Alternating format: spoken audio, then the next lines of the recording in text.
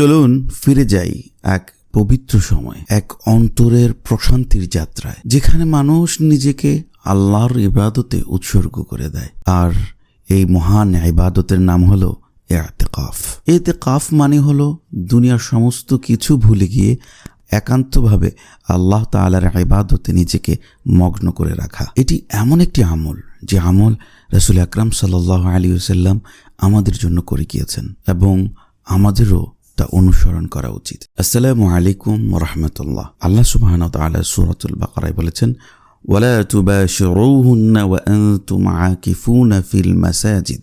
তোমরা যখন মসজিদে ইতিকাফ অবস্থায় থাকবে তখন তোমরা স্ত্রী সহবাস করবে না। এই আয়াত থেকে এটাই বোঝা যায় যে ইতিকাফ হলো আল্লাহ সুবহানাহু ওয়া তাআলার জন্য নির্দিষ্ট ইবাদতের এক বিশেষ সময়। ইতিকাফ 3 রকমের হতে পারে: ওয়াজিব, সুন্নাহ এবং নফল। ওয়াজিব হলো কোনো ব্যক্তি যদি মান্যত করে নেয় যে আমি এই সময়ে আমি ইতিকাফ করব, তাহলে তার জন্য এই ইতিকাফ করা, এই ইতিকাফকে আদায় করা তার জন্য ফরজ হয়ে যায়। আর সুন্নতে মুআক্কাদা হলো রমজানুল মুবারাকের শেষ দশকে যেই ইতিকাফ রাসূল আকরাম সাল্লাল্লাহু আলাইহি ওয়াসাল্লাম করেছেন, এই ইতিকাফই হলো সুন্নতে মুআক্কাদার ইতিকাফ। এবং নফল ইতিকাফ হলো যদি যে কোনো সময়, যে কোনো মুহূর্তে অল্প সময়ের জন্য মসজিদে অবস্থান করা।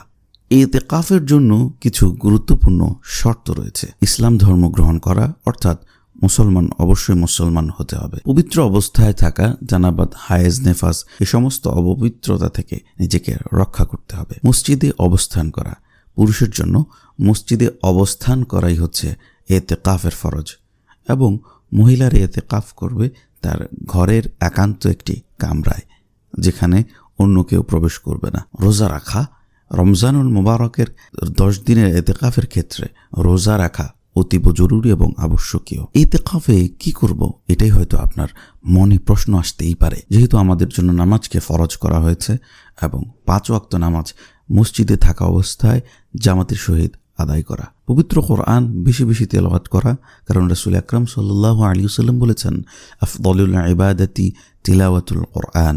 দোয়া এবং জিকির করা, কারণ আদ-দুআউ মুখুল ইবাদা। রাসূল আকরাম সাল্লাল্লাহু আলাইহি ওয়াসাল্লাম বলেছেন, দোয়ার মাধ্যমে মানুষ তার রিজিককে পরিবর্তন করে।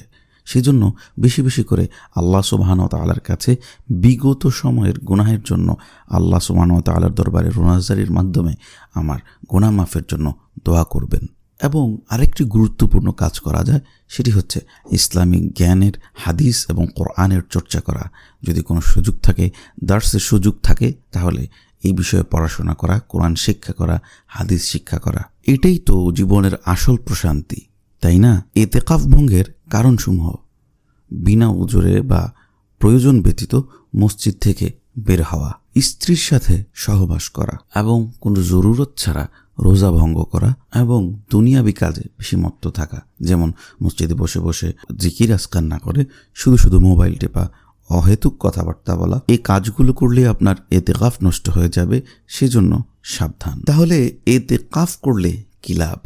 রাসূল আকরাম সাল্লাল্লাহু আলাইহি ওয়াসাল্লাম বলেছেন, যদি কোনো ব্যক্তি একদিন মাত্র ইতিকাফ করে, তাহলে আল্লাহ সুবহানাহু ওয়া তাআলা তার থেকে জাহান্নামের দূরত্ব 3 খন্দক পরিমাণ করে দেবেন। সুবহানাল্লাহ। ইতিকাফ মানেই হলো আল্লাহ সুবহানাহু ওয়া তাআলার সাথে ঘনিষ্ঠতা অর্জন করা, নিজের গুনাহকে মাফ করে নেওয়া এবং জান্নাতের নিকটবর্তী হয়ে যাওয়া। প্রিয় ভাই বোনেরা, দুনিয়ার ব্যস্ত জীবন থেকে একটু বিরতি নিন।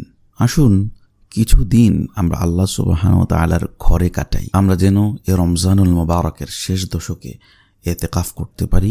আল্লাহ সুবহানাহু ওয়া তাআলা সকলকে কবুল করে নিন। এবং মনে রাখুন, হয়তো এই রমজানই আপনার জন্য, আমার জন্য জীবনের শেষ রমজান হতে পারে।